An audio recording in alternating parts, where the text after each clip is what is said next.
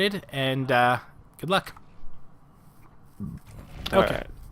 Okay, so to answer your question, Phoenix, so how it works is it's basically got one single pellet, and the moment it hits any physical object, it kind of goes into a shotgun spread from that point and goes 40 meters out in kind of like a shrapnel area. So whether it's 5 walls or 1 wall, you'll still go through for 40 feet or 40 meters after that point of impact from the first railgun shot.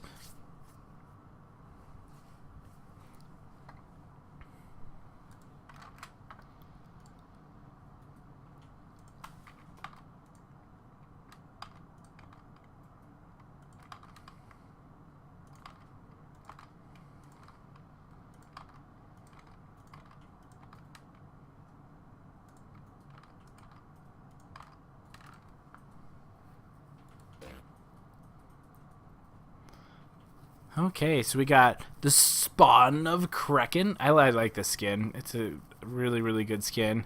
I thought it looked good on Goliath, but I think it looks way far. Ooh, Hide. I like Hide too.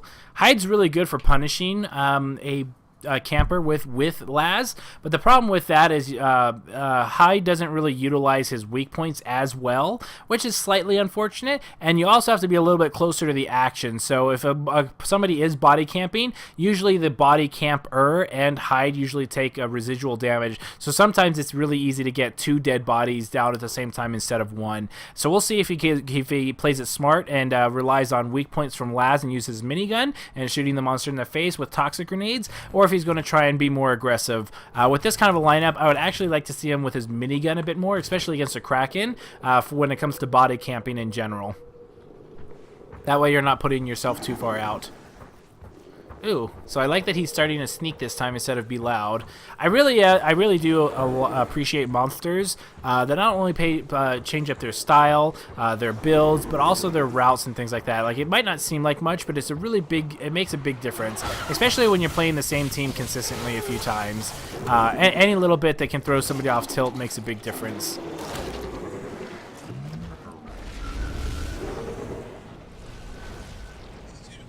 No birds.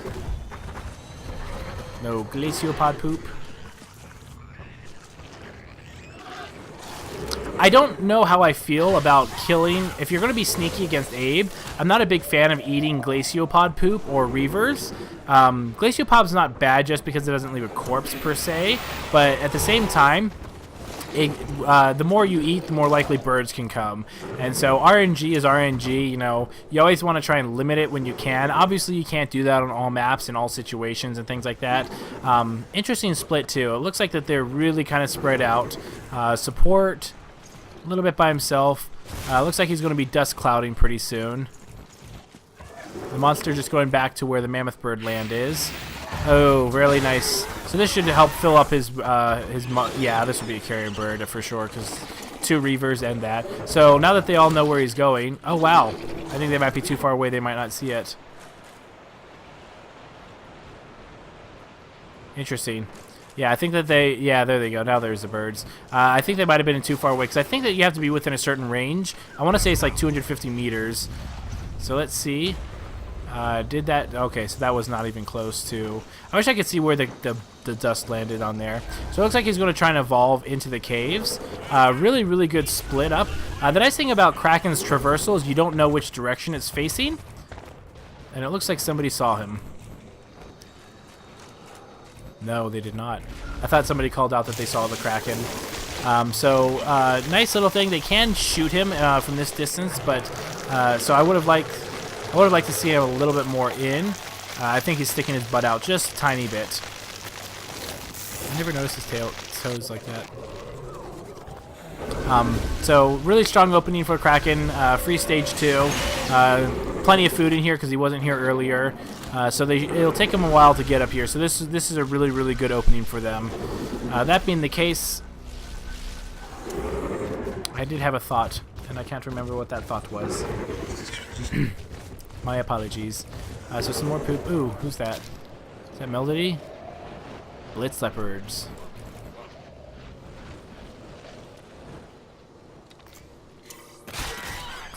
Stupid reavers.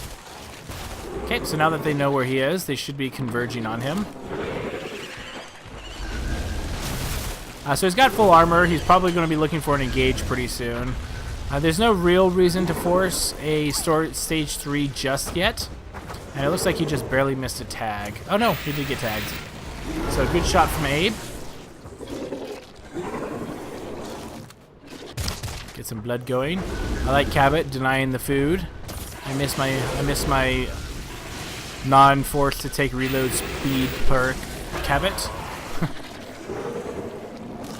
Ooh, interesting split. If the monster like could smell that, I feel that that's kind of a misplay. I mean, I know that support can be a little bit aggressive just because of the early cloak, but again, a monster. Oh, fantastic dome. Look, so you can kind of see the cylinder. Some people on the forums just realized that it was a cylinder outside of the top area. But I feel like against a monster like this, you kind of don't want to be too aggressive because he seems to be capitalizing on it pretty decently. And it looks like the Striker's not going to take any chances. He's not even going to bother with looking for a stage 2. He's just going to eat everything he can, and if he gets domed, he gets domed.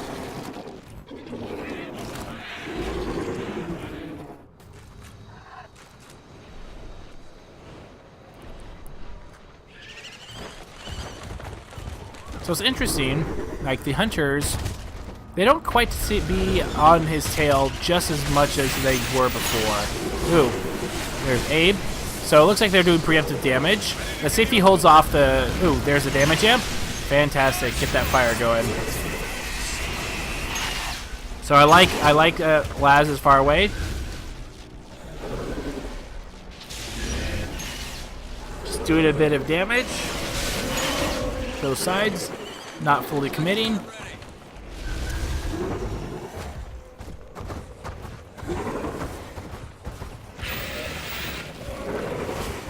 Yeah, interesting splits. Like, I feel that they're being a little bit too loose, I guess is the best way to say it. Yeah, because he's all by himself now, so he's going to probably go down relatively quick, and then the monster can go away. So Tharmac needs to be careful. And I feel that Tharmac should use his personal shield a little bit earlier, just because, ooh, this could be bad. Oh. And there goes Kraken. Looking for to knock, oh. Nice save by Ghost, but I feel that he's a little bit in danger. In fact, I would probably run away. You got your assault up. Oh, now the assault's down. Not the assault, I meant the trapper. Oh, it looks like Ghost got a second person up, but it puts you in harm's way. So right now, it looks like Laz is going to go down. I almost would like somebody to take a strike and just res Tharmac, just so you could put that extra pressure on and help alleviate Laz from dying. So doing a good job going for camping both bodies. Not necessarily an easy thing to do, and it looks like that he got both of them. So this should be an easy sweep for him. But you have to be really, really, really careful when you let somebody go down, just because if you and that person that's being focused go down, then that's going to be the end. So it looks pretty familiar from last time. The monster's got the ability to go ahead and go after the relay and force Cabot out.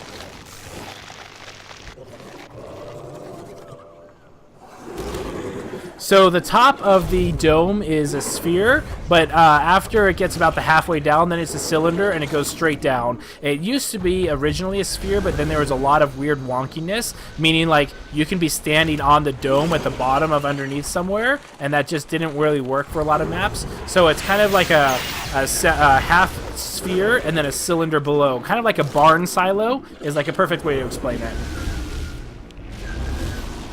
Okay, so he's got full armor, full health, a full minute on the clock. Not looking great for the hunters. It's, you know, never say never because you never know what happens.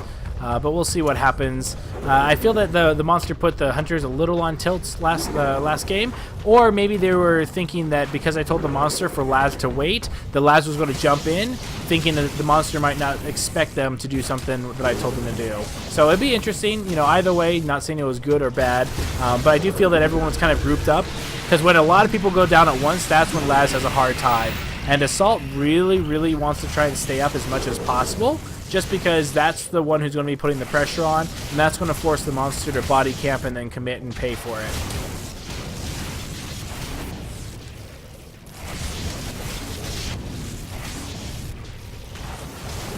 Yeah, so it looks like that the dropship's going to come a little too late.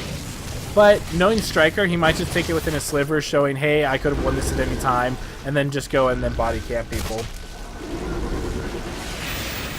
So there we go. There's the Kraken.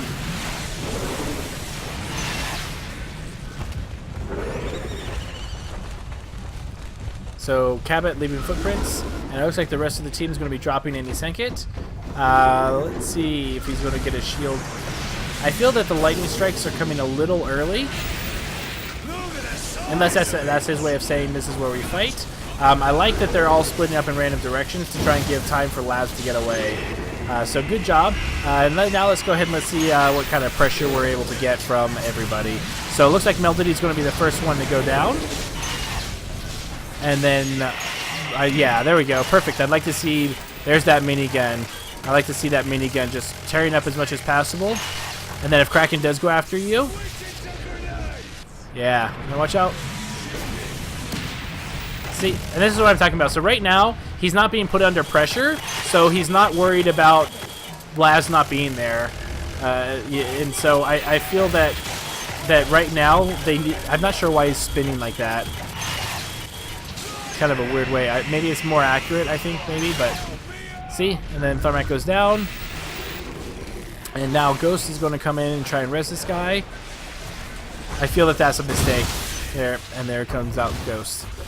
At that point, I probably would have resed the Assault, actually, because he knew that this person was going to go down. And so I probably would have resed the Assault instead.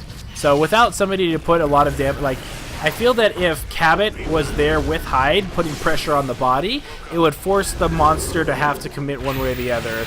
But it doesn't feel like that they're putting on enough pressure on the monster to really force any kind of worthwhile exchange of strikes.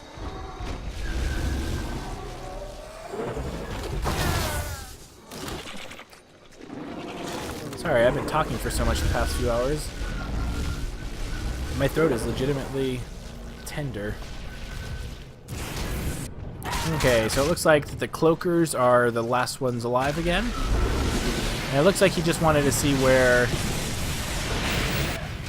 Cabot is. I wish I could see first-person view. I'd love to see like where he's aiming and where he's shooting and all that kind of stuff. So it looks like that those shots are missing. Oh, nope, that one hit. Ooh, Laz by the water. Very nice.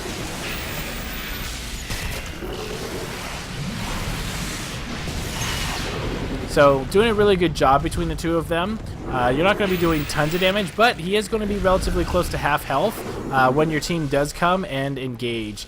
Ooh, this could be bad. There we go, perfect. So it looks like... So one thing I always do as Laz or hunters in general is if nobody's pinging the monster actively, I will always go ahead and try and use my pings to figure out how far away everyone is. So Kraken knows that he's nearby. I do like that he got away. But he finds food. So the damage it was negated, but they have a full team back up again. Is still heavily favored towards Striker. I think he's kind of the smart pick at this point. But we'll go ahead and see how that's going.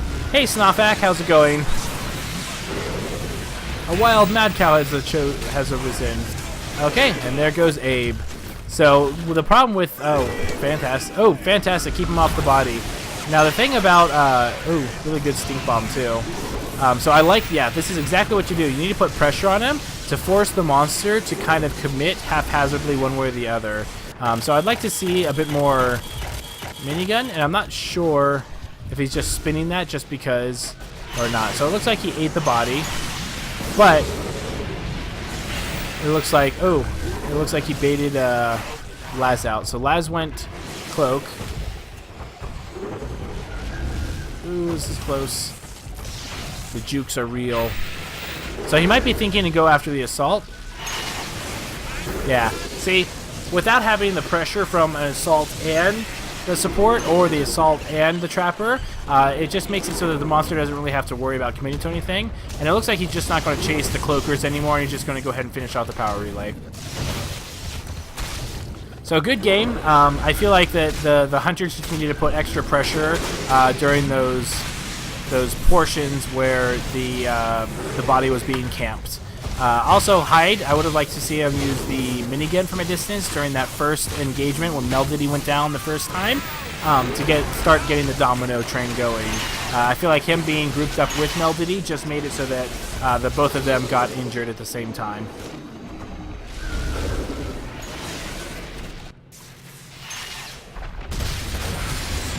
Good attempt.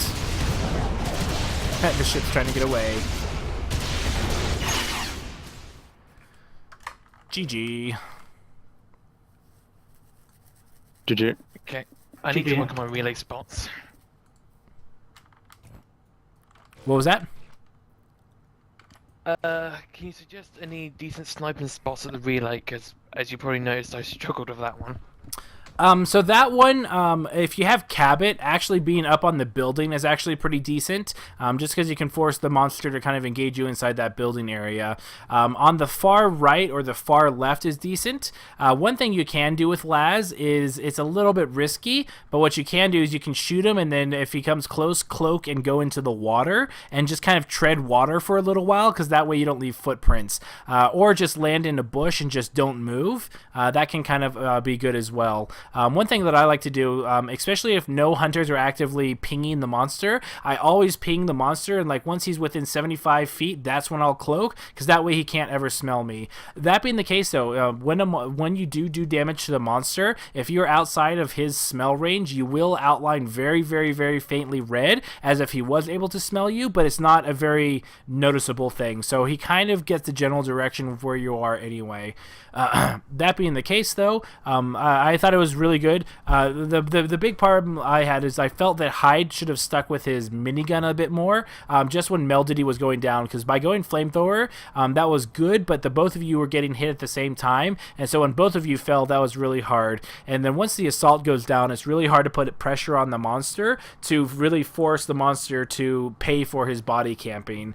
But otherwise, the splits were pretty decent. It was really hard to find him. He did a really good sneak from the start. Didn't get any carrion birds until later on. And then when you did get carrion birds, he was able to go and evolve into the caves. That being the case, that first evolution, I felt like your butt was about 5 meters too far out. I feel like if they saw you at the cave entrance, they could have just kept pinging you. I would have liked to see you evolve like a couple feet more in front of that little pillar right by the entrance.